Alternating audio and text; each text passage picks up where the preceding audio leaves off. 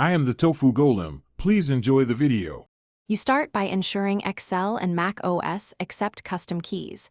Open System Preferences and enable full keyboard access right away. Once done, update Excel from the App Store so newer shortcuts work consistently. Next, in Excel choose Preferences, then Keyboard Shortcuts to map any missing commands. Do this immediately for the few actions you use most. You do this now to avoid interrupting your flow later and to make sure Command, Option, and Control combinations behave predictably. You now learn the most useful clusters: navigation, editing, and formatting. For navigation practice, CMD plus arrow keys to jump to edges, Option plus arrow for word by word, and Shift to select while moving.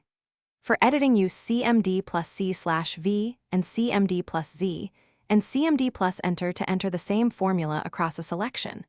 Option plus Return makes a line break inside a cell. For formatting, press CMD plus 1 for format cells, CMD plus B/I. You finish by automating repetitive tasks and validating shortcuts.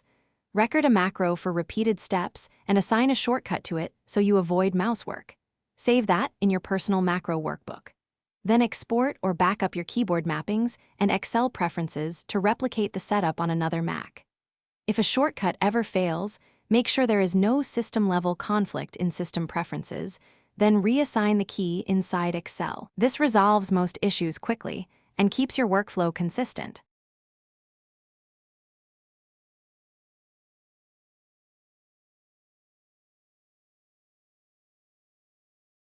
Thanks for watching. Consider subscribing if we helped you today.